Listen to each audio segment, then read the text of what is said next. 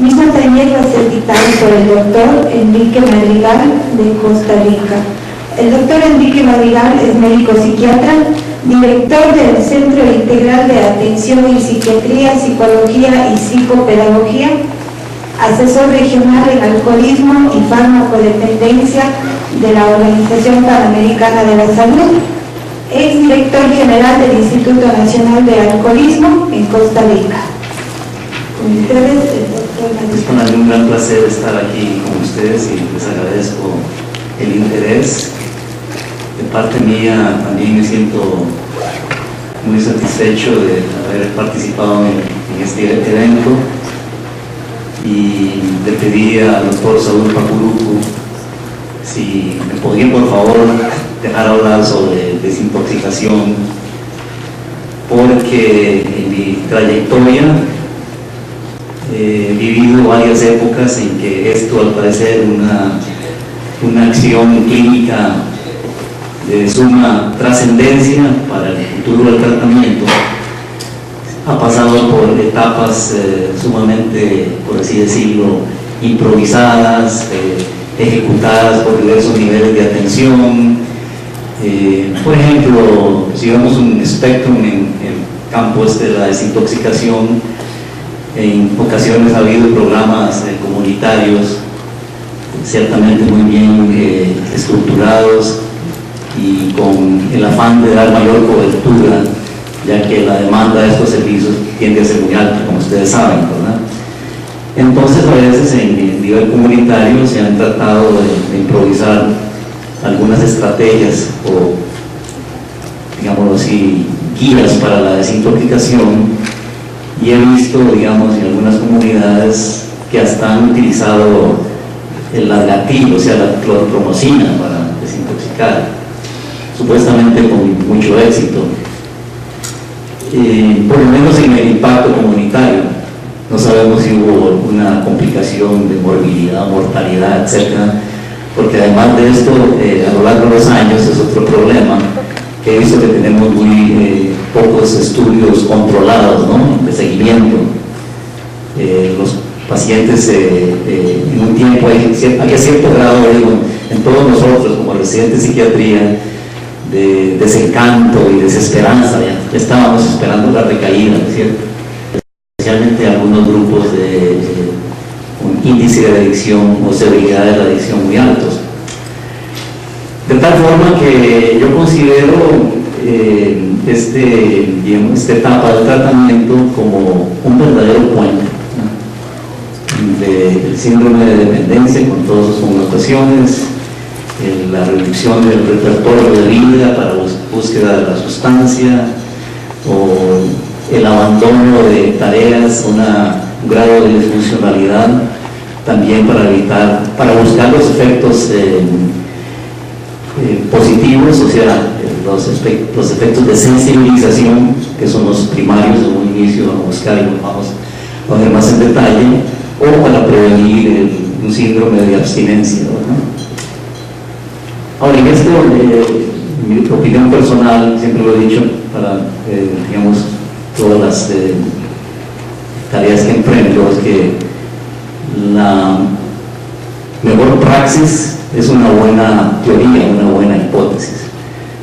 Por tanto, yo quería enfocar esto desde el punto de vista también de repasar, no muy en detalle, pero sí, no quiero llevarlos a ustedes, tomar el hilo muy atrás, pero sí tener una especie de repaso de cuáles son los mecanismos neurobiológicos y partes sociales que hacen que la persona llegue a ese momento de necesitar este tipo de intervención.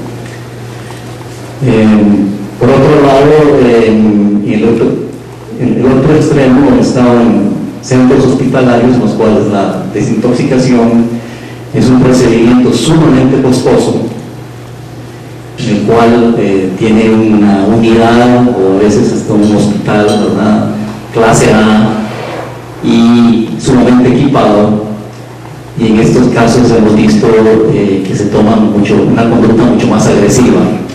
Por ejemplo, cuando yo trabajaba en un hospital en Nueva York, con una unidad de desintoxicación, hacía lo que se llamaba guardias ahí, qué sé yo. Entonces, lo que primero me hizo pelar los ojos, como decimos en Costa Rica, es que lo que nos ponían a hacer a los pequeños que llegaban a vivir en ese tiempo, en los años 80, muchos dependientes al Seconal, que es un barbitúrico muy potente de alto grado de adicción, etc. Y con mucho riesgo también de complicaciones, por supuesto, crisis convulsivas, ¿no? De ellos, ¿verdad? Sumamente importante. Entonces, para determinar la dosificación del fenobarbital, el equivalente, lo que se hacía era que se le daba Seconal en una forma, digamos, cada hora, hasta que la persona tuviera nistagmo, que era el primer signo de intoxicación, ¿no? Entonces, con la dosis que un día se alcanzaba, ¿verdad? Ese nistagmo se iniciaba la dosis del fenobarbital, ¿no? Así que, como ustedes ven, hay una gran variación de metodologías, y al fin y al cabo en los últimos años nos hemos beneficiado más porque han aparecido algunas sustancias como son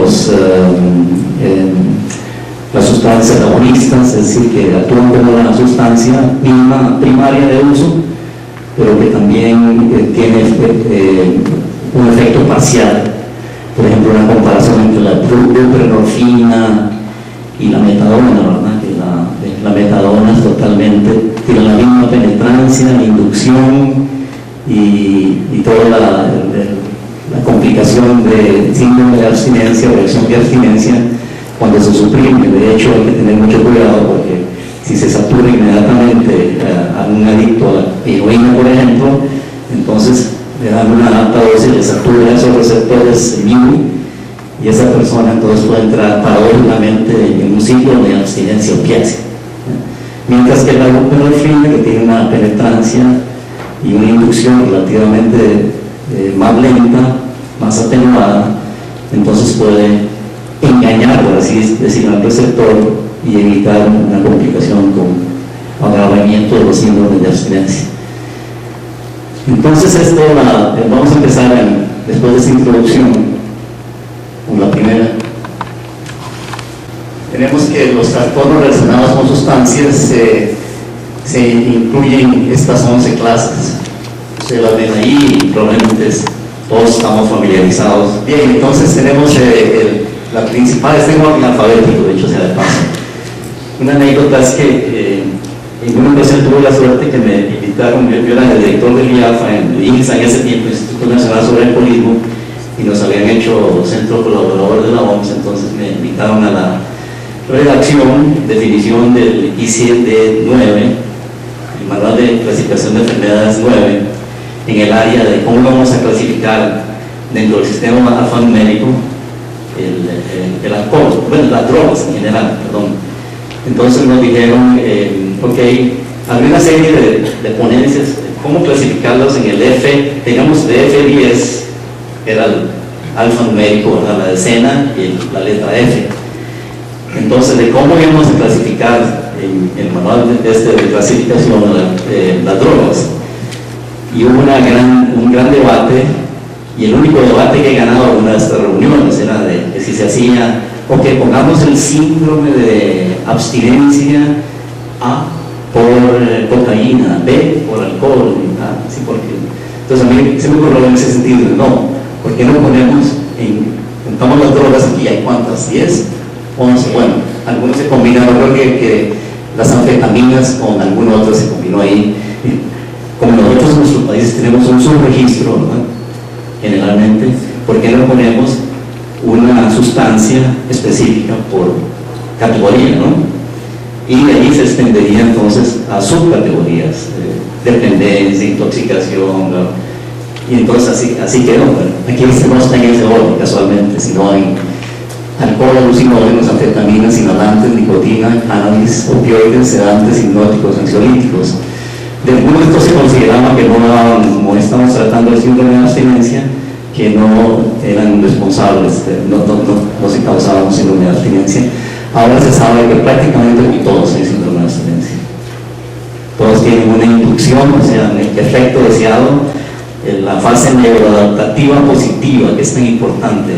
La fase neuroadaptativa positiva es cuando el efecto deseado de la droga refuerza la conducta, es decir, se busca un estado placentero, eufórico, o tranquilidad o alternos, ¿no? Eso está muy bonito, ¿no? Hasta que llega la fase de neuroadaptación negativa, que es cuando hay que usar la sustancia para no enfermarse, para no desarrollar un síndrome de abstinencia. Lo que estábamos diciendo, que entonces se reduce totalmente el repertorio de vida. Bueno, en mi práctica yo he visto que practican totalmente, por ejemplo, el cannabis, ¿verdad? El cannabis definitivamente ya tenemos un agonista, ¿verdad? El marinol, que está aprobado, ¿no? Puede ser sujeto de una terapia sustitutiva. Todavía no hay estudios controlados que nos indiquen que es muy exitoso, pero si alguno de ustedes ha estado digamos, en el área de tratar y toda la vida que tiene esta sustancia de usar hace milenios, y que el mito es que no produce dependencia física, como hablamos en fin, lo que sigue. Ahora, como hablábamos en ese manual de clasificación, para ceñirnos un poco a una estructura, como les digo siempre, yo creo que la estructura, la teoría, es fundamental para la praxis. Es que esto es algo que todos los que trabajamos en el uso de sustancias estamos muy familiarizados, que son los trastornos relacionados con sustancias, que pueden ser dependencia, abuso, intoxicación, abstinencia, delirium, que es un capítulo sumamente importante, o intoxicación, delirium por abstinencia y demencia en aquellos casos, básicamente el síndrome de Korsakoff, ¿no? Es una demencia relacionada directamente con el alcohol. Es una de las pocas demencias relacionadas con una sustancia de uso voluntario, ¿no? Interesante, ¿a que sí? Lo que hablaba hace un ratito, el periodo de neuroadaptación positiva, que se da más en estos momentos se conoce más como la parte inductiva, ¿sí? ¿Cuál es la propiedad de esa sustancia? ¿Cuál es la personalidad premórbida? ¿Cuál es el entorno, el contexto en que esa sustancia se usa? Entonces, en esos momentos, la persona tiene una inducción de los receptores específicos al efecto de la sustancia. Y la negativa es cuando se producen trastornos neuropsicológicos, médicos, etcétera, por no tener la sustancia a disposición por cualquier motivo, inclusive voluntario. Lo que hemos aprendido es que, por ejemplo, con el alcohol, no vamos a tocar todas las sustancias en parte neuroadaptativa, sería eterno y tedioso y innecesario, pero veamos alguna sesión con un poco de detalle. Tenemos la neuroadaptación positiva, o sea, la inducción, cómo es que la persona pasa de uso social, uso habitual, dependencia. Dicho sea de paso, estaba leyendo hace poco, entre paréntesis, como la inducción al alcohol, yo creo que se le ha dado a esta parte muy poco énfasis en los programas preventivos y de opinión pública. Y había un debate periodístico en New York Times hace como un año que me llamó la atención. Todos los que escribían no eran científicos, mucho menos, pero hubo una opinión que me llamó la atención por lo que yo observo actualmente en Costa Rica. En Costa Rica ahora, en cuanto al alcohol, hablando de cuándo va a pasar esa fase de inducción positiva, resulta que se han dado las barras libres, y a veces están o fiestas en las casas, que es bar abierto, los cuales los padres a conciencia de lo que están haciendo, están de vacaciones, porque ellos los mandaron a algún lado engañados. Lo que fuera es que los chicos organizan algunas fiestas, y estoy hablando ya de chicos muy jóvenes, y en las fiestas de cumpleaños que los padres supuestamente están supervisando. Resulta que, bueno, la opinión está, ya sabemos lo que están buscando, ¿no? Lo que están buscando no es el sabor de la cervecita, ¿no? De feosada, ¿no? La industria ha pescado esto muy bien. Por ejemplo, ahora vienen estos frescos que son parte frescos y, ¿cómo se llaman? Que viene alcohol, vodka y todo como en un jugo, que saben, que es como si estuviera tomando una gaseosa, pero el otro día estaba sacando la concentración de alcohol, estaba viendo que tomarse un tarrito de esos son como 4 cervezas, y pasan así, porque ¿no? La persona, cuando empezábamos con cerveza, amargo, ¿verdad? Y sé yo, pero había como una especie de tensión. Bueno, pero el punto era que decían, tanto los alcohólicos como los que combaten el alcohol, dice, cometen el mismo error. Y esto es algo que digamos es un paradigma de la prevención, de considerar, porque ambos consideran que el alcohol es una droga, las bebidas alcohólicas son una droga.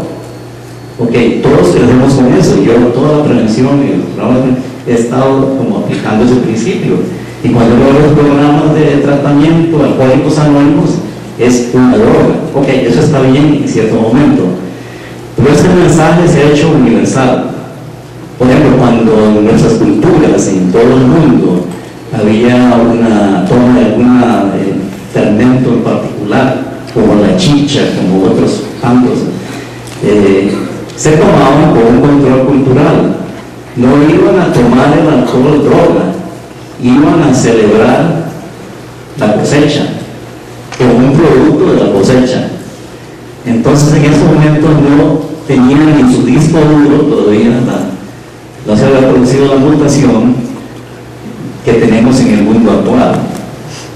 Entonces en el disco duro todavía esta neuroadaptación existía, probablemente teníamos ahí todos los neuroreceptores y qué sé yo, pero el control cultural era superlativo. ¿Qué pasa ahora? Cuando ustedes ven que se hacen estas barras libres y demás, toda la publicidad, a veces hay autobuses que llevan a los muchachos a una finca, ¿verdad? Gratis. A veces venden sifones de cerveza de este tamaño, ¿verdad? Por entonces, y todo es gratis. Pero nadie ahí dice, porque el error viene en que nadie ahí va a tomar cerveza, sino que va a buscar ¿qué? El efecto intoxicante y el ambiente social en que se necesita, por presión del grupo, por gusto y por interacción y por las conductas a veces muy de riesgo que se desatan en esas reuniones, a que el alcohol es un vehículo, una sustancia psicoactiva. Dice, la manera de hacer prevención sería volver a eso, es decir, ok, cuando usted va a tomar el alcohol, una bebida no es el alcohol, voy a probar esto que es, que uno le enseñara idealmente a los chicos a tomar. Este es el sabor del vino, ¿no? Tomen un poco de vino, entonces van a condicionarse que están tomando por el sabor de vino, y otros por el sabor a coñac, y otros por el sabor a una cerveza bien destilada, casera, etcétera, etcétera. Eso es un mundo utópico, ¿no? Actualmente. Y por otro lado, científicamente sabemos que hay gente que es más vulnerable, así que sea lo que sea, los primeros exposiciones pueden marcar. En efecto, la edad de inicio es parte del pronóstico, ¿verdad? Entre más temprano se inicia el abuso del alcohol, más factibilidad en que se produzcan los cambios neuropsicológicos en esos receptores y nos den un problema de dependencia.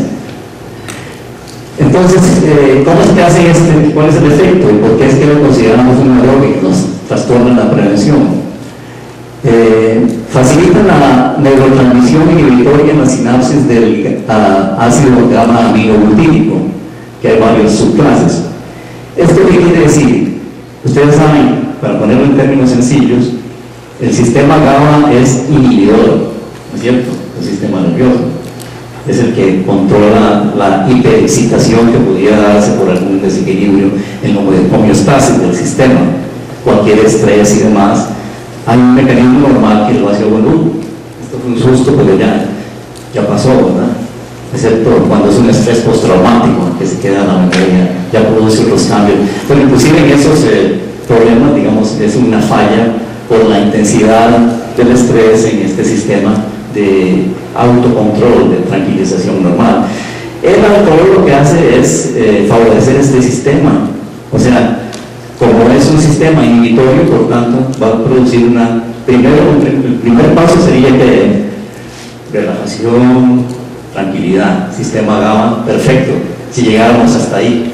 Pero el sistema GABA va más allá, entonces nos puede dar ataxia, somnolencia y cuanto haya, una intoxicación, porque se inhibe esto como un anestésico, ¿verdad? Ahí el sistema GABA está siendo estimulado a un grado, paradójicamente es estimulado. Es el alcohol, por eso decía, toda esa vaina, ¿es alcohol estimulante o es un depresor? Bueno, no es ninguna ni otra cosa, es que estimula, pero estimula un depresor en esta parte.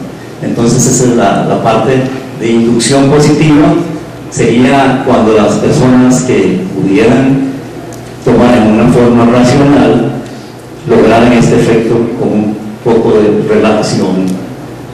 Y seguidamente la relajación, curiosamente como sucede en todas las células de esta familia sedante, es que luego viene un estado de calma y de cierta euforia producto de haber estado tranquilos. Por ejemplo, alguien que afronte las angustias del día, muy bien, se relaja, pero después tiene un estado un poquito de bienestar, ¿no? También. No es una euforia exactamente, pero sí es lograr, ahora sí me siento mejor. Entonces ese es el sistema GABA. Estos sistemas están debidamente marcados, dicho sea de paso. Todo esto ya no es como una teoría vaga, sino que todos estos pasos se siguen controlados en animales con micropipetas, etcétera, etcétera. Y ahora que tenemos otros como este aparato de emisión de protones y la resonancia magnética funcional y otros, se han estudiado debidamente cuáles son los sistemas y dónde se estimulan. Por ejemplo, esto pasa en la recompensa en el sistema mesolímbico, que es una parte muy emocional del sistema nervioso. Y también reduce la neurotransmisión excitatoria en las sinapsis del glutamato. El glutamato, por otro lado, es esa sustancia opuesta a los GABA. Tienen su efecto sobre los canales de calcio que son sensibles al voltaje, se describen así, y que son los que hay que inhibir a través de una especie de sustancia NMDA que entonces regula el paso del calcio por estos canales, y si no se hiciera así, entonces el estado de excitación persiste. Entonces el alcohol tiene esta acción dual. En este caso no funciona el sistema glutaminémico, por tanto hay una tendencia a la agitación, a la intranquilidad, ¿verdad? También. Y como les fuera poco, también a través de un receptor cannabinoide que también se estimula con la molécula del alcohol, este pasa al núcleo accumbens y ahí libera dopamina y actúa exactamente como la dopamina. Se cree que como casi todas las adicciones, inclusive la ludopatía, el comer compulsivamente y todo, está en este bendito núcleo accumbens y en la parte tegmental un poquito más allá, pero de hipotálamo, pero digamos que este es el centro del placer, punto, ¿verdad? O sea, en este sentido el alcohol actúa como un opiáceo, produce el mismo bienestar, y se cree que ese es el punto que viene de la dependencia, porque si fuera por el GABA, bueno, sería un poquito como también las benzodiazepinas y demás. Esa no tiene, sin embargo, por eso tal vez el alcohol sea no solamente un producto más disponible, sino que tiene tres propiedades a favor que hace que la persona se exponga demasiado, más si tiene una predisposición genética o cultural. Bueno, los opiáceos es algo así, vean un poco más rápidamente, tiene mecanismos específicos de los opiáceos que son neurotransmisores liberados por las neuronas que se originan. Eso es lo que hace la molécula del opiáceo, la Oxycontin, heroína, metadona, en fin, todos ellos, que se originan en el núcleo arqueado y se proyectan al área tegmentaria, ventral y núcleo accumbens, con la consecuente liberación de encefalina. La encefalina, curiosamente, todas estas sustancias lo que hacen es, como ustedes ven, favorecen la producción o la estimulación de ciertas sustancias que están ahí para mantenernos en un estado tranquilo, básico, ¿verdad? Entonces, cuando le mete uno, digamos, más gasolina en este sistema, entonces, por ejemplo, ustedes ven que si analizamos cuáles son esos núcleos, ¿verdad? Por ejemplo, el área tegmentaria tiene que ver con control de actividades psicomotoras, el núcleo accumbens con la parte placentera, una tranquilidad y luego una euforia de la tranquilidad, como vimos. Y la efemia también tiene efecto sobre la amígdala. Entonces la amígdala es aquel elemento del cuerpo que todavía queda ahí es como el granito para protegernos de los ataques enemigos y todas las cosas que nos pueden hacer correr o pelear, una de dos. Entonces eso a veces en la gente que sufre de estrés está sobreactivada y cuando se dan más patologías se desarrolla mucha ansiedad y el famoso trastorno del pánico, ¿verdad? También pues esto de que a veces haya un rebote en el grado de uso de alcohol y posteriormente se sueltan estos otros síntomas. Es por esa razón. Como vemos, el cerebro produce sus propios péptidos, que son proteínas pequeñas, no de mucho peso molecular, que se convierten en endorfinas y cefalina con una afinidad mayor a los receptores opiáceos, que son los GLU, delta y kappa. De estos los GLU, que es la letra griega, GLU, no sabía cómo hacer en mi computadora la letra. Un día que estuve haciendo esto se me quedó todo en griego y no pude volver. También muy bonito viendo lo de positivo acá. Así que me perdonan, pero están como suenan, ¿no? En realidad nos pronuncian mu y otros mu. Delta y kappa, y el mu es este péptido que penetra todos estos sistemas y estimula estos efectos emocionales, pues de tranquilización. El efecto de los opiáceos exógenos, como la morfina, la codeína, o drogas de uso como la heroína, son agonistas a estos receptores. Agonistas significa, en esto vamos a ver hoy, vamos a tener dos categorías que van a estar presentes en casi todo lo que son cómo tratar con agonistas o cuándo iniciar los antagonistas. Estas sustancias, a dosis terapéuticas, se producen un estado eufórico llamado rushes, como el alegrón, como le decimos, como le dicen en Ecuador, el alumbramiento, que se llama el máximo, pues, el rush, que es el reforzador de su uso, seguido con un profundo sentido de tranquilidad. Porque es en la parte de lo que estamos viendo, recordemos la inducción a la acción propia de la sustancia, o sea, la neuroadaptación positiva, es cuando nada más ponemos estos sistemitas un poquito candentes, ¿no? Entonces están ahí produciendo al final este rush y luego un profundo sentido de tranquilidad, o sea, un alegrón y luego una paz. Y esa neuroadaptación positiva es lo que hace que la gente vaya condicionándose a la misma y ya no haya a veces, cuando se reduce el repertorio, ningún otro placer, ¿no? Ustedes digan ludópata, por ejemplo, gasta todo, vende todo y lo que le da ese estado al inicio es ganar unas cuantas fichas para apostarlas todas y perderlas, ¿verdad? Es un sistema como que el organismo se condiciona, ¿verdad? Casi como el pecho de la madre, parece, ¿no? Nada más que esta es una forma, digamos, retrógrada y negativa. ¿Que sí?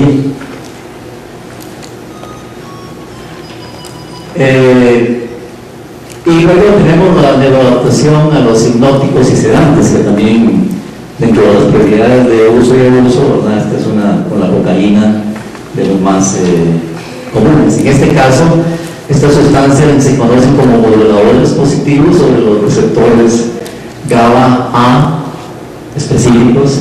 En el área segmentaria ventral, en los efectos proyectan también al núcleo accumbens y a la amígdala. Por eso estos son más específicos, se mencionan ya. Si los otros tenían un puente secundario a la amígdala, estos sí tienen una conexión directa por este GABA A. Por tanto, en la parte de psiquiatría, yo he tenido gente que es sumamente intolerante de todo lo que son IRS, como el Prozac, todas sustancias, ¿no? Que son serotonérgicos, no los toleran, tienen problemas enzimáticos en el hígado que no los metaboliza, etcétera, ¿verdad? Entonces tiene efectos secundarios pavorosos. Y hay un mito que no se deben usar estas sustancias por mucho tiempo. Sin embargo, como tiene un efecto positivo o efectivo sobre la amígdala, es la responsable de estos síntomas ya cuando hay una patología por otras causas que no tienen que ver con el licor. Entonces uno puede elegir, por ejemplo, el clonazepam, ¿no? Que es una de estas, para, como no funcionan los IRS u otras sustancias, entonces tratarlos con alguna benzodiazepina, más allá de que sería un trastorno, la fase aguda de un trastorno de pánico, que luego se va a corregir con un Paxil, con un Prozac, cualquiera de estos, ¿verdad? Entonces, por ello hay que tener cuidado con esto, porque tiene también una avenida terapéutica. Sin embargo, uno no puede hacer esto, digamos, en una persona que haya tenido ya un problema de adicción. Ahí los efectos nocivos podrían ser sumamente posibles, ¿verdad? Y contraindican el tratamiento que pudiera servirle a la persona. Pero sí, yo los he usado en casos excepcionales. De toda mi práctica hay solamente 2 personas que han necesitado esto. No, 2 y media, digamos, la otra ya está saliendo de todo esto. Pero inclusive un sobrecargo que venía por una receta una vez al año, y de seguro no tenía, ya uno tiene que conocer a esta gente que no la va a usar en primer lugar, que no la va a comercializar tampoco, ¿verdad? Pero todo es relativo, ¿verdad? Esto que puede ser la causa primordial para el reforzamiento positivo y de hecho que se haga una dependencia, también con algunas sustancias. Ahora mismo se está tratando de ver si hay un gran debate, si algunos cannabinoides podrían ser sujetos de efecto terapéutico. Ya de hecho se tiene quimioterapia ahora como antináusea también. En fin, hay que tener sumo cuidado. De esto hay que hacer una salvedad, que también algo que se usa, no sé acá, pero las llamadas sustancias Z, solpiclona, solpidem, que también se usan mucho para dormir. En mi país, hasta hace un mes y medio se estaban vendiendo sin receta de estupefacientes o de sustancias controladas. Por tanto, las farmacias lo vendían a todo el mundo. Se agotaba rápidamente, por supuesto. Pero la ventaja que han tenido los que lo toman es que es de uno de estos benzodiazepinas que tienen cierto equilibrio a lo largo del tiempo. Se puede prolongar un poco más su uso, o sea que el poder inductivo se mantiene. En las personas que son más propensas van a tener también una neuroadaptación negativa o tolerancia, que se llama también ese sinónimo, y por tanto entonces van a, si no se corrige la causa primaria de su insomnio, pues van a tener, número 1, resistencia, número 2, pueden llegar a tener un síndrome de abstinencia, si por razón, por ejemplo, estoy recordando que cuando las ya había que darlas con receta, la gente llegaba por síndrome de abstinencia. Entonces una gran cantidad en las consultas de urgencias y en médicos generales que me llamaban, ¿qué hacemos? ¿Verdad? Porque estaban tan contentos de tener una persona como 5 años y ellos mismos tomando esto, que decían, ya, ¿cómo hacemos ahora? ¿Verdad? Estaba todo tan lindo, positivo, y ahora todo el mundo está enfermo. Y en este capítulo de estas sustancias, el mayor cuidado, en todas hay que tener estos cuidados, ¿no? Especialmente con las que son de mayor distribución, pero los barbitúricos son menos seguros, esto hay que tenerlo muy presente. En cuanto al riesgo de sobredosificación, los tienen con más afinidad, ¿verdad?, por la parte esa de cabadérgica, de tal manera que llevan fácilmente a convulsiones y coma, ¿verdad? Pues tienen los mismos lugares donde actúan, o sea, los mismos receptores estimulan la producción de ciertos péptidos, pero también con mayor afinidad. De ahí ese capítulo, ahora ya estoy entendiendo lo que hacía en aquel tiempo. Por ejemplo, la mejor praxis es una mortería. En aquel tiempo, ¿por qué tengo que ir a un kipucho? Me siento como un vendedor de drogas. seconal cada hora hasta que tengan mis tangos. Bueno, ahora no entiendo, no tenían razón, pero es que en ese tiempo no teníamos estos estudios estamos viendo que los barbitúricos, por eso si le dábamos, aunque estuvieran con cualquier otro depresor del sistema nervioso, se le daba seconal, inmediatamente en forma controlada íbamos a detectar el punto preciso en que llegaba a un grado de intoxicación, y por tanto desde ese punto podemos empezar una sustancia menos penetrante, menos inductora por sí misma. Y viéndolo bien, entonces tenía cierto sentido. Pero la verdad es que todos salían bien desintoxicados, pero lo hacíamos y no entendíamos tanto por qué.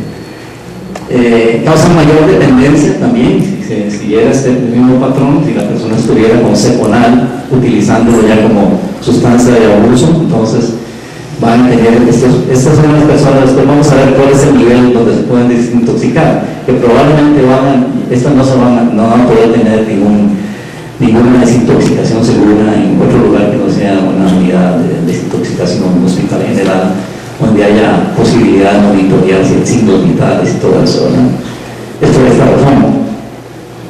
Y también pues la persona puede ser más susceptible a sobredosificación, que es una de las complicaciones más severas de este tipo de depresores. Son más frecuentes abusados y causan síndrome de abstinencia más severa. Entonces ahí es donde, como les digo, va a haber problemas grandes de todo tipo con la desintoxicación. Van a tener temblores, sudores y, como digo, esta convulsión, un estado de agitación muy severo también. A veces que necesita algún tipo de contención del personal y demás. ¿A que sigue, por favor? ¿Algunos de ustedes tienen familiaridad con el SIWA? Son siglas en inglés de Clinical Institute Withdrawal Alcohol, o sea, un instituto clínico que lo vivió en el síndrome de abstinencia de alcohol.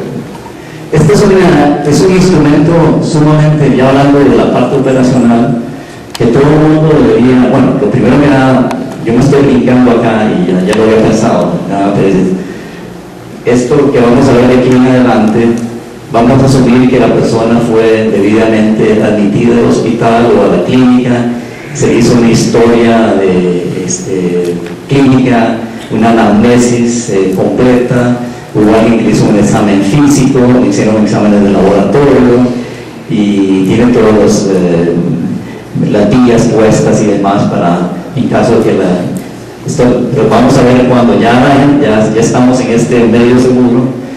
A veces no es, por ejemplo, como vamos a ver en la parte cuantitativa.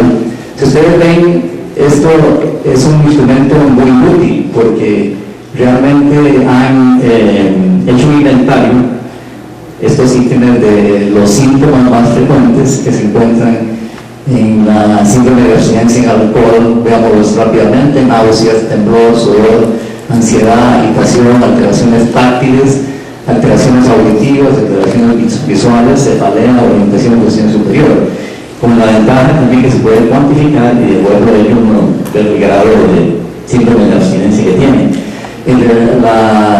Se anota un puntaje de 0, que es sin ninguno de estos síntomas, a 7, que es el máximo, de tal manera que a mayor score, entonces más severa la desintoxicación.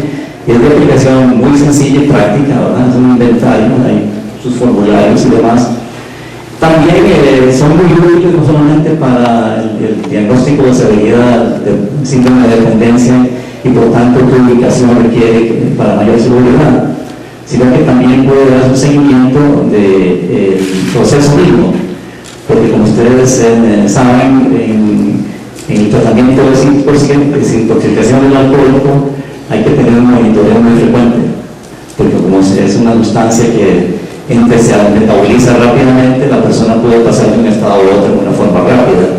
Entonces lo aconsejable es que se haga un score del SIWA al ingreso, se empiece a dar la medicación que se está dando en muchos casos en cada hora, a veces cada 2 horas, y hacer el siglo entonces en una forma rápida cada vez que se dé una dosificación, a ver si ha habido cómo progresa.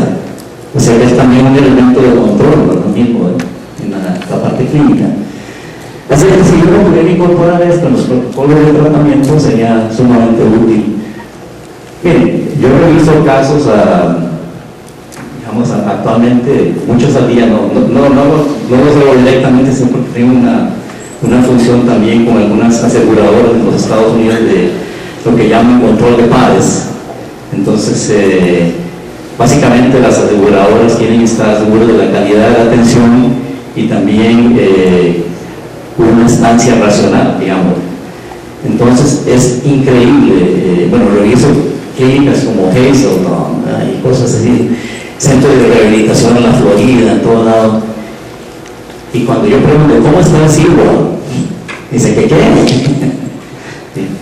Entonces digo, bueno, muchos lo informan espontáneamente, que no tiene que dejarlo aquí, no tiene más, porque el siglo está todavía en 25, ¿no? Pero todavía un sinnúmero de yo creo que esto puede ser una contabilidad, porque le está quedando ya esto eso que le va resonando en la cabeza, que raro. Ahora veo tantos que voy a hacer una encuesta así rápida. Al cabo del año creo que voy a tener unos 500 casos, por lo menos, para ver dónde se aplica y no se aplica.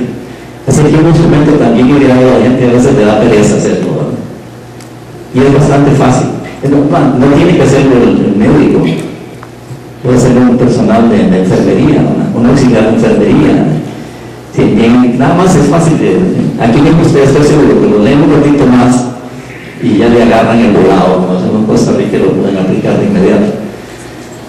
Un poquito de lo más concurrentes son las preguntas que hay que hacer, ¿verdad? Por ejemplo, en las alteraciones visuales, ¿cómo determina uno? Vamos a tomar una cierta azar, vamos a decir ¿cuáles preguntas diríamos que no tienen alteraciones visuales? ¿Cuándo dice usted que son muy leves? ¿Qué entendemos por alteraciones visuales muy leves? Sencillamente preguntarle, ¿usted nota si esa luz es muy fuerte, por ejemplo? Vamos para arriba, si es fuerte. Pero si sabe, la persona es que como si le hubiera hacer un flash de fotografía, bueno, puede haber una hipersensibilización ahí, ¿verdad? Y así sucesivamente, hasta que llegan a alteraciones visuales, pueden llegar hasta ser moderadas, ya como dice, también se siente como que tiene que cerrarle la cortina, ¿verdad? Del cuarto, ¿verdad? Tiene que estar bajo las cobijas, ¿verdad? En fin, hasta llegar a la fase más psicopatológicamente determinable, que son alucinaciones visuales. Y por lo general, cuando la persona tiene alucinaciones visuales, están relacionadas siempre con alguna sustancia. Lo que llamamos en Costa Rica los diablos azules, eso. Esta ya sería si fuera muy marcado, habría que tener precaución que no vaya a desarrollar el más temido de las complicaciones del síndrome de abstinencia, que es el delirium tremens, ¿verdad? Así sucesivamente. La otra que nos interesa mucho es la parte del temblor. En primer lugar se debe revisar con el brazo extendido en forma relajada, porque a veces el temblor solo aparece si se hace ciertos movimientos. Aquí está bien, pero se hace así ya, en pequeño movimiento. Y de ahí hasta los temblores que hasta estando acostado y relajado, arrollado en la cama, metiendo todo el cuerpo. Entonces, como ustedes ven, también mide mucho el índice de severidad de este instrumento y puede cuantificarse, digamos, con un síndrome menor, por ahí de 10, 15, 20, ya más de 30, 35. Es un caso que debe probablemente estar en un hospital, ¿no? ¿Alguna pregunta respecto aquí de este? ¿Cómo estamos?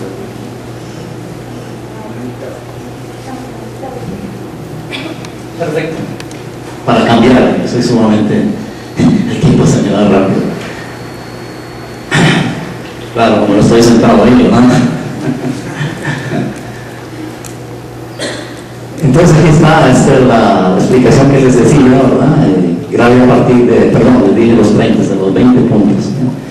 Clasifica por grado diversos síntomas en una escala, claro, ya 30 sí es el pre-delirium tremens, por supuesto, pero ya 20 puntos es un score significativo.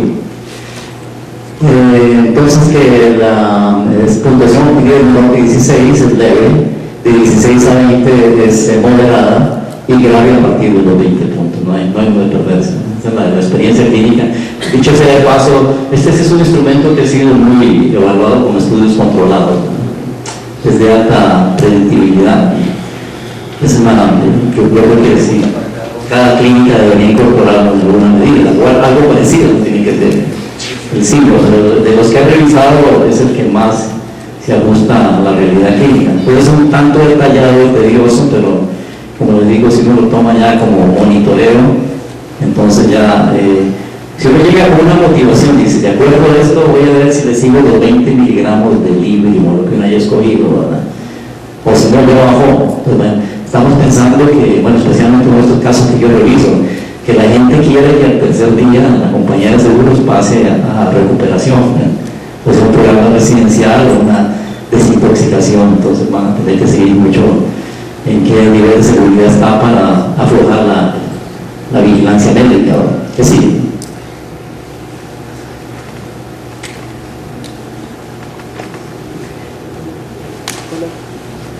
Perdón, esto quedó solo en inglés, yo creo que lo traduje, pero más adelante.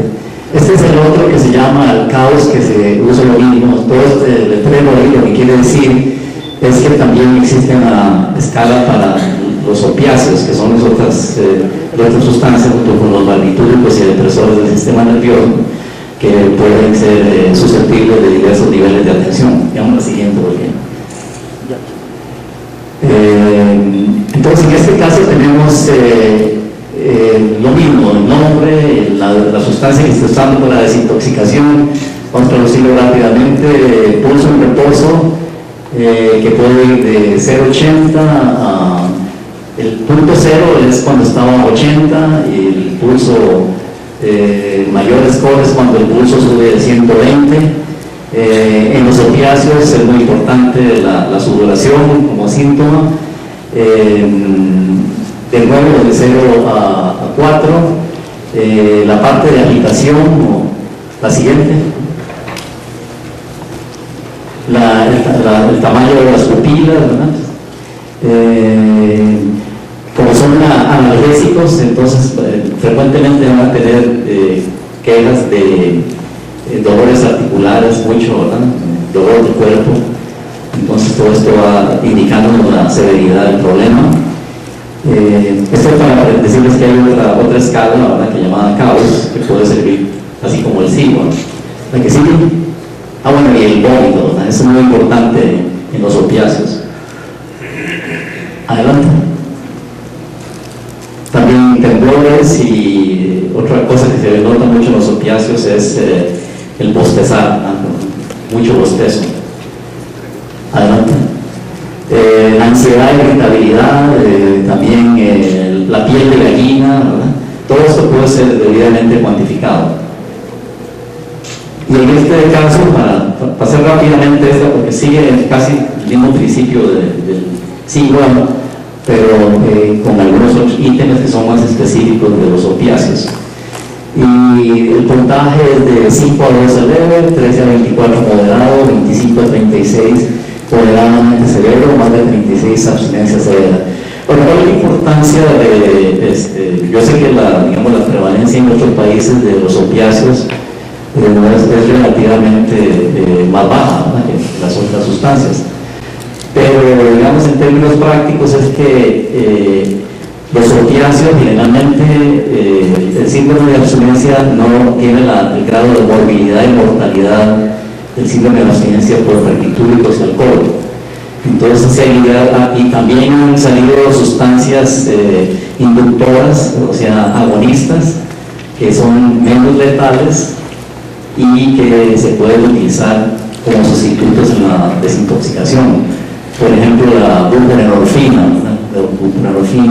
yo sé, ya le pregunté al doctor Saúl Capuluco y no la tienen acá en Ecuador, ¿verdad? Pero actualmente, como lugares que tienen una alta morbilidad por estos síndromes, la mayor parte de ellas pueden ser desintoxicados en la oficina médica. De hecho, hay un programa de ASAM, la Asociación de Medicina Adictiva de los Estados Unidos, en que uno se entrena y lo certifican como proveedor de servicios porque puede recetar más fácilmente la buprenorfina. Entonces, esta buprenorfina, que se llama Subutex, se puede empezar, y como no tiene el poder inductivo como lo tiene la metadona, entonces no tiene el riesgo, aunque uno empiece con una dosis relativamente alta, a que la persona entre en abstinencia paradójicamente, porque la metadona es prácticamente como la heroína, tiene un efecto inductor muy rápido, ¿verdad? Y también mucha afinidad por los receptores. En cambio, la buprenorfina es lo que llamamos un agonista parcial. Todavía uno puede tener dependencia de la buprenorfina, pero no en el mismo grado de actividad que tienen los otros opiáceos. A la vez está la naltrexone, que se utiliza entonces para que la persona, cuando salga de la fase aguda de la oficina, ya no tenga control todos los días, cada 3 días, lo que sea, pasa 8 días, se lo lleva a su casa, porque ustedes saben, la desintoxicación, el secreto es hacerla muy lentamente. Si uno los manda con solo la buprenorfina, muchos de ellos que ya tienen patrones muy adictivos, probablemente la van a comercializar, y se da el caso. Entonces, lo que idearon en forma muy ingeniosa es combinarlo con el naltrexone, que en primer lugar evita que la sustancia sea inyectada. Si inyecta el naltrexone, que es un antagonista, entonces se va a anular el efecto, solamente. Entonces no tiene efecto el naltrexone en el síndrome de abstinencia, pero sí nos permite hacer la desintoxicación en pasos más pausados, ¿verdad? Por así decirlo. La anamnesis, que les decía al principio, nos dirá con todos estos, digamos decir rápidamente, si son síntomas leves, nos indicarían que el tratamiento puede ser ambulatorio, puede ser por la vía oral, que es importante, ahora vamos a ver los casos diferentes que requieren otro tipo de cuidado, pero ya uno puede iniciar la tiamina, si hay síntomas neurovegetativos con agitación. Si hay agitación, por ejemplo, si hay agitación, tiene uno que volver atrás, ¿verdad? Pero si no hay agitación, uno puede entonces iniciar la desintoxicación con, generalmente aquí viene, digamos, una disyuntiva de qué tipo de benzodiazepina se va a usar, y en esto sí hay algún debate, si conviene utilizar una benzodiazepina de acción rápida como el oxazepam. Definitivamente el tafil no, porque el tafil sube y va muy rápido, ¿verdad? Entonces los más favorables han sido también los más clásicos, dicho sea de paso. No sé si Rolando estará de acuerdo en su práctica de que seguimos con el Valium, o sea, el diazepam y el clordiazepóxido, que son tienen una vida intermedia de, por gracias, tienen una vida intermedia de por lo menos 4 horas, ¿verdad? 4 o 5 horas, a veces más el clonazepam, 6 o más horas, ¿verdad? Entonces producen un nivel adecuado para sostener su efecto terapéutico. Luego puede también darse propanolol para evitar la parte neurovegetativa. Este es un bloqueador beta, ¿verdad?, que permite bajar un poco la taquicardia, la hipertensión, etc. Y también, por la misma razón, el atenolol. Muchas veces en el síndrome de abstinencia se encuentran elevaciones de la presión por la parte aquella de digamos, el efecto glutaminérgico y el efecto tranquilizante inhibidor del receptor de GABA-A. Por tanto, se produce un estado de estrés y tiene una situación de actividad en el sistema cardiovascular, taquicardia, hipertensión. Por tanto, conviene a veces tener presente la utilización de otros. Generalmente, si se está haciendo bien la desintoxicación con una buena dosificación de los tranquilizantes, estos diazepínicos, o otros que se escoban, generalmente también los signos vitales se mantienen estables.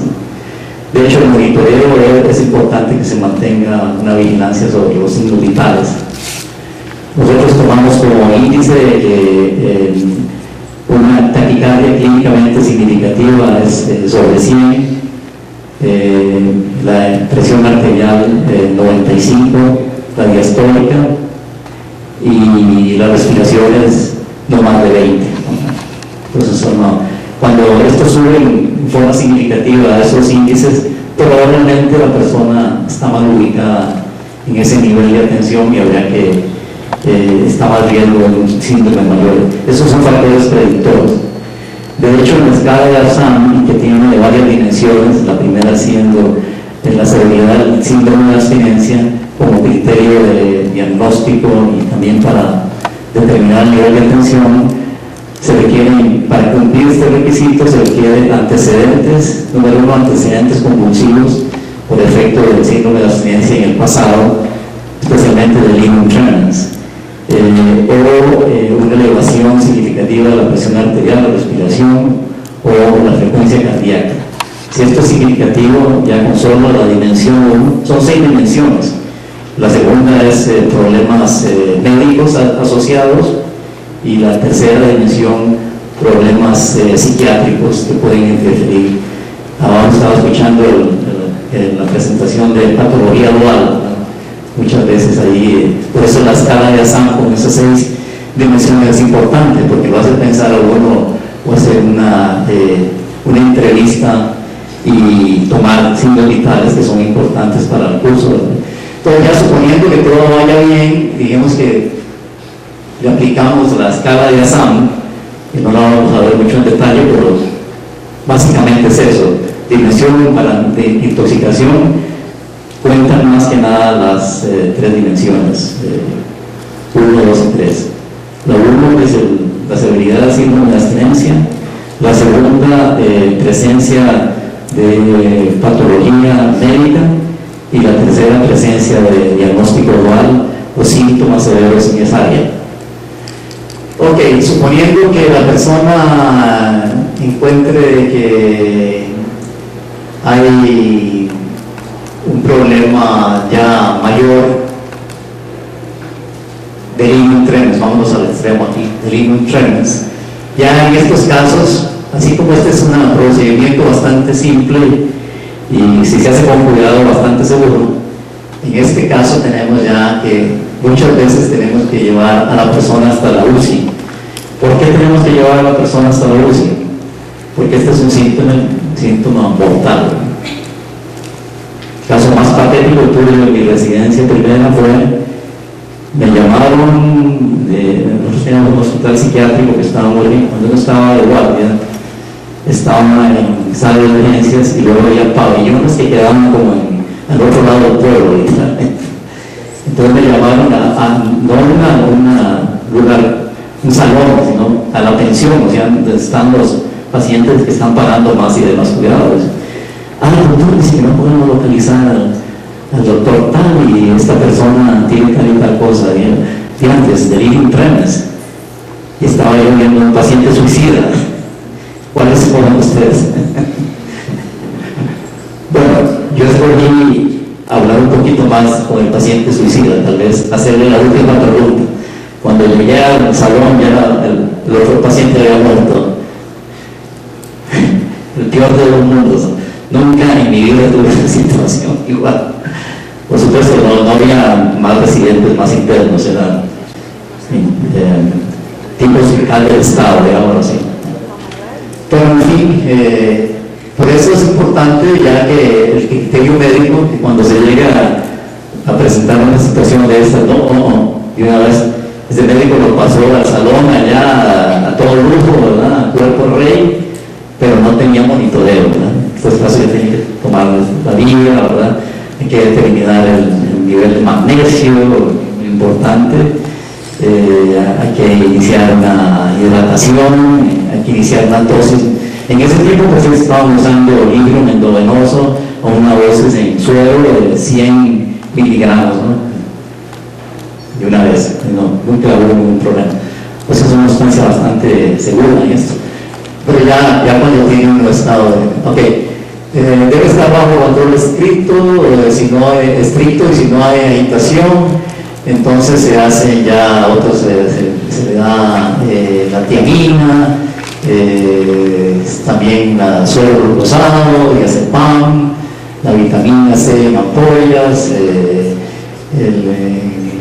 pasar suero glucosado aquí con diazepam 20 miligramos, en fin, es un programa más complejo hospitalario, ¿verdad? Básicamente. Y en esta parte, por supuesto, hay que tener todas las precauciones de enfermería, ¿verdad? Contención física, a veces estos pacientes hay que sujetarlos y demás, y mantener la habitación con la luz encendida. Curiosamente, la oscuridad empeora el delirium tremens. Lo aconsejable de ciertos protocolos es que al segundo o tercer día se haga un nivel de magnesemia. Sin embargo, no todos los centros cuentan con un laboratorio y sencillamente la magnesemia es muy presente ya en este grado de desintoxicación, de síndrome de abstinencia. Por tanto, conviene siempre iniciar al paciente en esta sustancia, así como tiamina. También me preguntaban por qué vitamina C. Bueno, sencillamente porque también estos pacientes hay que valorarlos en el sentido que muchos de ellos vienen en un pobre estado nutricional. Dado la ingesta alcohólica, a veces son pacientes que viven en la calle, no tienen donde habitar, comen muy mal. Entonces, en ese sentido hay que tener mucho cuidado con iniciarlos en una dieta adecuada para que se vayan recuperando. Pero de aquí en adelante yo creo que la parte que sigue enfatizar es de qué nos sirve la desintoxicación si no la estamos conectando a algo, ¿no? Entran en juego dos factores. Uno es estar absolutamente seguros de que hemos procedido con el debido ritmo, la debida evaluación, para decir que la persona, para empezar, ya no tiene un síndrome de abstinencia significativo. Ya los valores de la escala de SIGWA han bajado de 0 a 5 por lo menos, ¿no? Y posteriormente de que no vayan a tener una situación de riesgo por la cual entonces tengan las frecuentes recaídas que suelen suceder en estos casos, especialmente con lo que es cocaína, alcohol y sustancias tranquilizantes y sedantes. Sucede lo mismo con algunas otras, pero son menos, digamos, en el sentido, no son tan violentas, en el sentido de que una recaída implica un grado de deterioro que, si lo va sumando, llega un momento en que la persona tiene que ir ya a un centro de rehabilitación. Entonces, lo que aquí ya se empieza a tomar lugar un par de decisiones importantes. Una de ellas, si le vamos a dar una medicación que reduzca el deseo de la sustancia, o sea, los llamados anti-cravings, que están disponibles para algunas sustancias como el alcohol y menos para otras, pero como tenemos tantos casos de alcoholismo, entonces es las dos que más se han utilizado son el alcaprosato, que se puede utilizar inclusive como auxiliar en la desintoxicación porque también tiene cierta función GABAérgica que ayuda entonces en la transición hacia un estado ya sin medicación después de la desintoxicación. Entonces el alcaprosato puede ser una sustancia muy útil porque nos va a auxiliar tal vez en la segunda fase ya o al final de la desintoxicación, y también va a ser una sustancia que reduce ese efecto. Uno se pregunta de dónde viene el efecto anti-craving. Lo dije al inicio, pero lo voy a enfatizar ahora. El efecto de reducir el deseo de intoxicarse, el deseo imperioso por la sustancia, radica en que este mecanismo, como vimos, se da en el núcleo accumbens, ya que el alcohol tiene un componente a través de un receptor cannabinoide que también es estimulado, ¿verdad?, por el núcleo alcohólico, ¿verdad?, por la sustancia del alcohol, y ese cannabinoide ejerce una función excitatoria en el núcleo accumbens, por lo tanto va a incrementar la actividad dopaminérgica, y eso, como vemos, es el común denominador en las dependencias fisiológicas y psicológicas a las sustancias.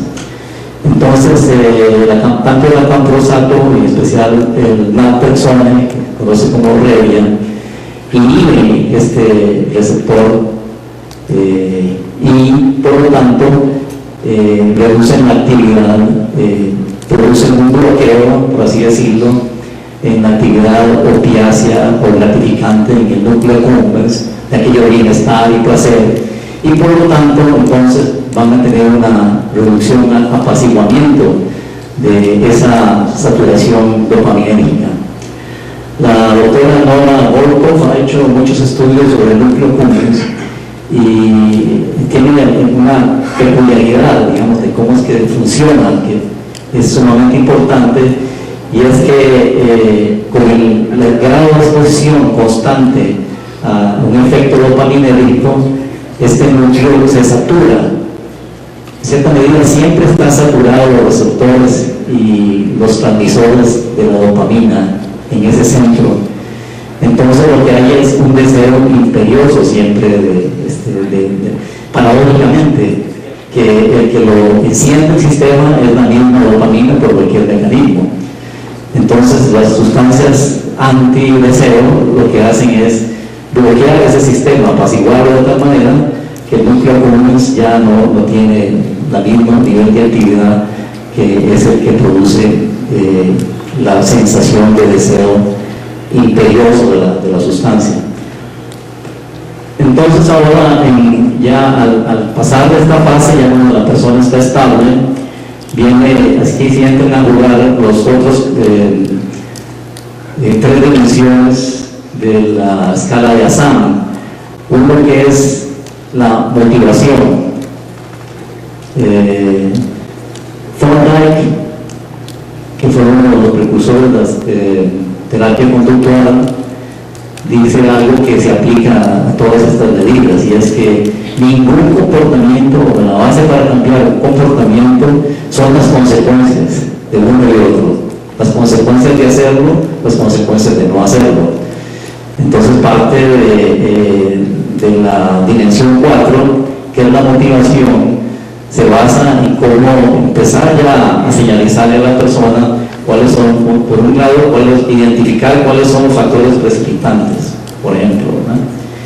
Y cuáles, digamos, son las debilidades, por así decirlo, situaciones personales, etcétera. Identificar los factores de riesgo para que ya ir definiendo cuál sería la ventaja de no reiniciar la ingesta.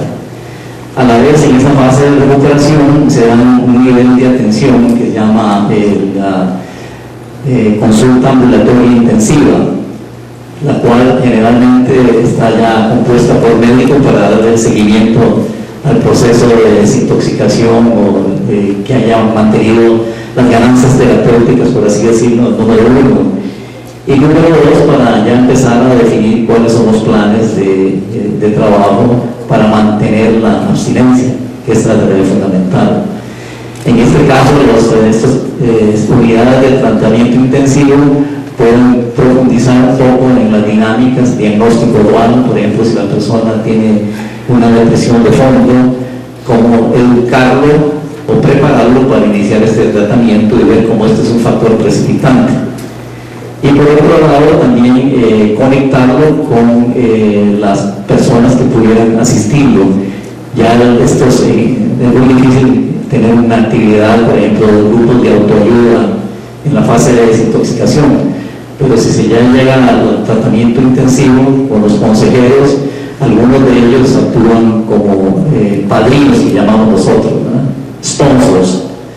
Y en ese momento es muy preciso, porque la persona tiene la alta motivación de no estar en el estado caótico en que se encontraba, y por otro lado se le presenta un panorama en que ya puede iniciar una motivación basada, por ejemplo, en los 12 pasos.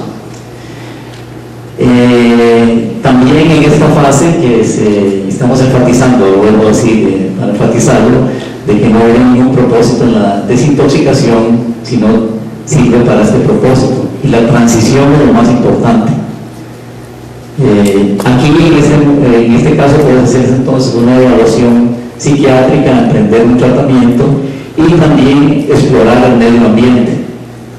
Dado que la persona puede venir unas 2 o 3 veces por semana a la clínica, entonces ya puede invitarse a aquellos que están involucrados en su vida, ya sea su familia, en fin, gente importante, agentes comunitarios y demás, para que refuercen las medidas de control en el medio ambiente. Otro componente de ASAM es lo que llaman el estar preparado, o sea, cuánto la persona está preparada, qué medidas ha tomado, tiene una profesión que volver, tiene una responsabilidad, tiene algún atractivo en sus actividades diarias que fueron distraídas durante la crisis o las seguidas crisis, y ver si la persona realmente se mantiene conectada, por ejemplo, en las terapias de grupo, ¿verdad? No evade la responsabilidad de hacer muchas veces esto se detecta indirectamente. Una de las cosas que utilizan más los consejeros es que hagan una biografía, a veces general, a veces de su dependencia.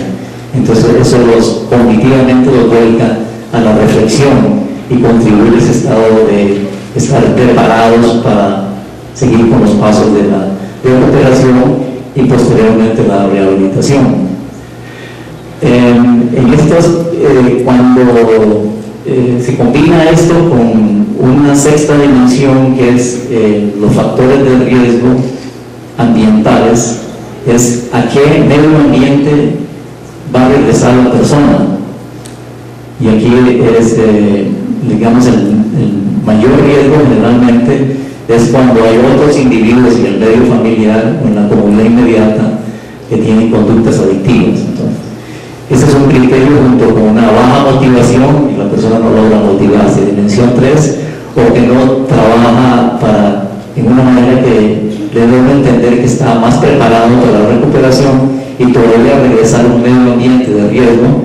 Estas son las personas que califican para un programa de rehabilitación que generalmente toma por lo menos 30 días, ¿verdad?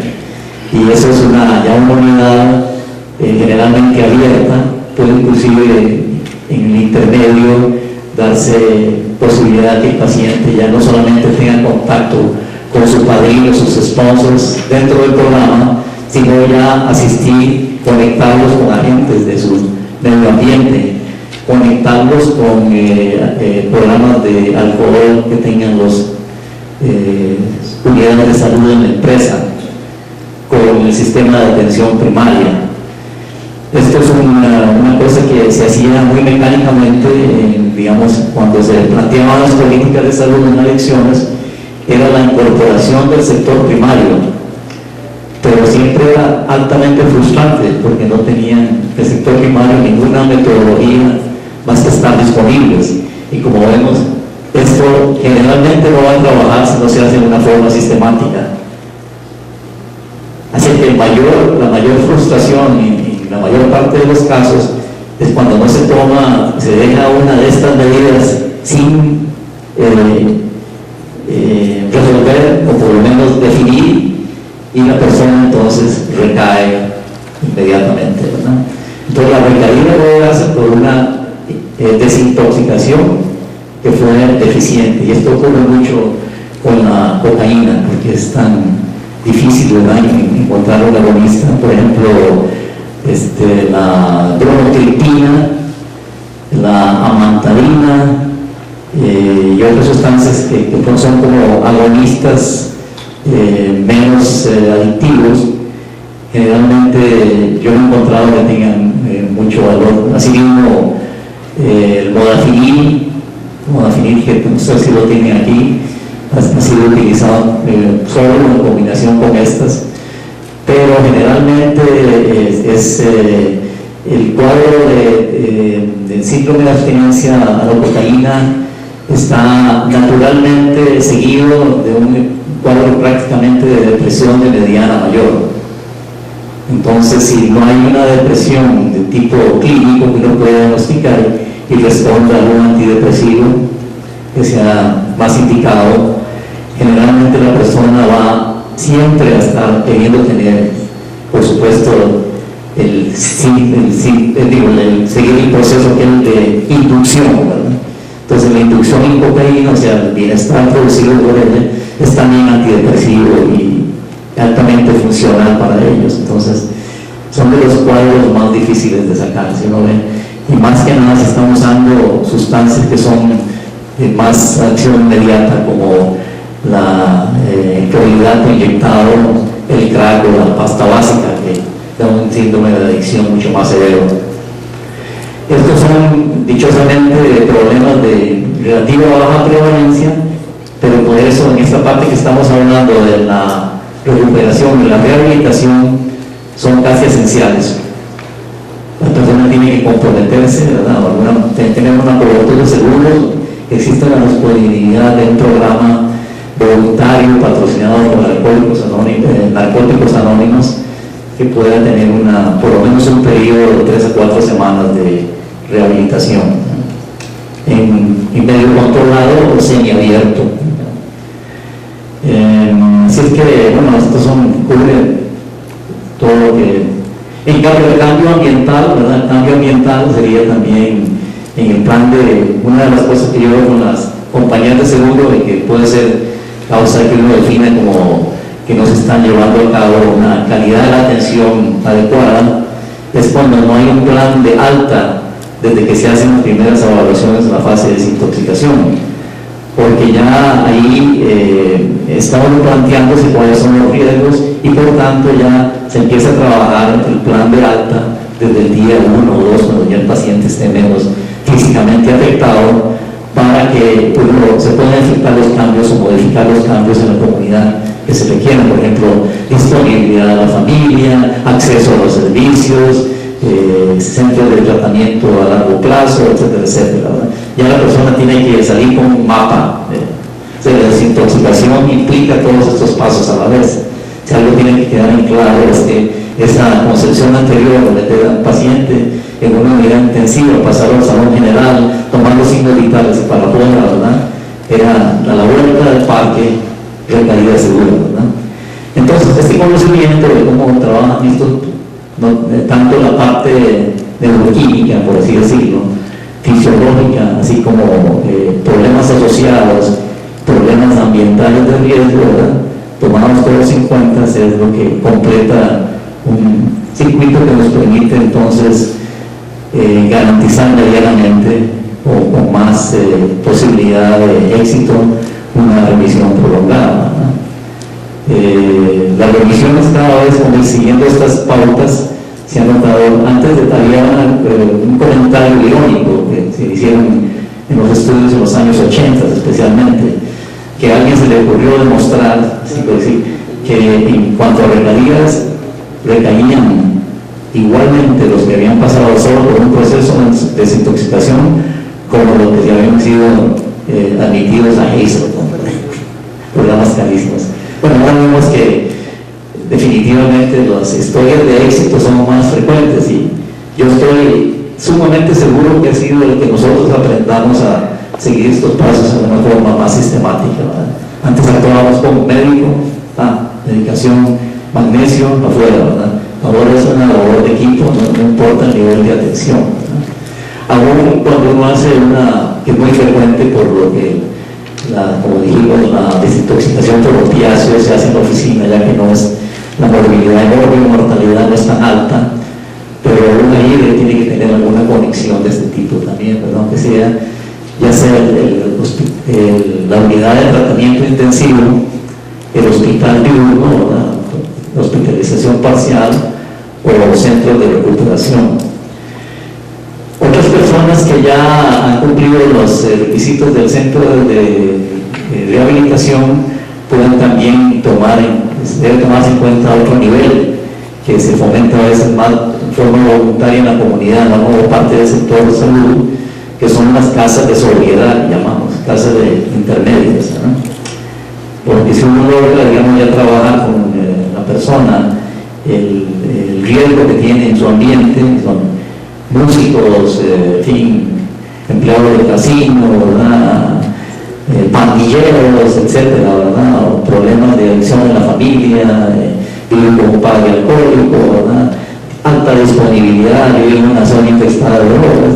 Entonces uno puede ya negociar en este proceso de calma. Digamos que cuando terminen allí se acaba el plan de tratamiento supervisado en la unidad de cuidados, en tratamiento intensivo ambulatorio, y de ahí pueden seguir el tratamiento intensivo ambulatorio en una casa de cuidado intermedio, ¿sí? Casa de medio camino, halfway house, o un centro, casa de sobriedad ya, últimamente. Entonces vean, si algo me gustaría que recordaran de esta charla sería que tomar en cuenta de cualquier ángulo que ustedes trabajen, siempre ojalá esté esto en un equipo interdisciplinario en que haya una buena comunicación y que no se menosprecien los servicios sociales, que si había lugares, yo he encontrado lugares que eran enemigos de alcohólicos y narcóticos anónimos, institutos sobre alcoholismo, en el que yo empecé a trabajar, tenía una pelea a muerte con alcohólicos anónimos. Y por supuesto suele suceder en un nivel nacional. Aquí yo me encontré esto en Costa Rica en el 82, en un nivel nacional, la Asociación de Alcohólicos Anónimos, enemigo del INSA. Si se puede dar una situación más para ver en el mundo, por favor comuníquenme, ¿no? Porque yo en ese momento me alaba los cabellos. Bueno, ¿cómo hicimos ustedes? ¿Cómo hizo, doctor? Bueno, muy fácil. Había una unidad de rehabilitación que era cronificante.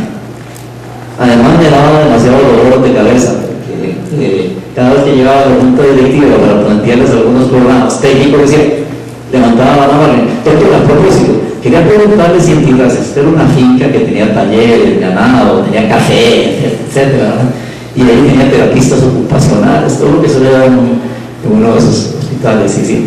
Es que yo le dicen a ver que si le damos la palabra ahora a la auditora, a ver qué pasó con esas llantas del tractor que se robaron. Bueno, él está acá. Entonces, lo primero que hizo fue reducir la burocracia del sistema. Posteriormente me di cuenta que en Costa Rica existía una organización similar a Alcohólicos Anónimos que se llamaba Hogar Salvando al Alcohólico. Entonces, el personal que quedaba se asignó a esos hogares salvando al alcohólico en los diversos cantones del país. Teníamos promotores de salud también que trabajaban en prevención, pero no, ustedes no pueden ser especialistas en prevención, nadie es especialista en prevención. Tienen también que trabajar en la parte de asistencia. No, ¿qué va a hacer eso?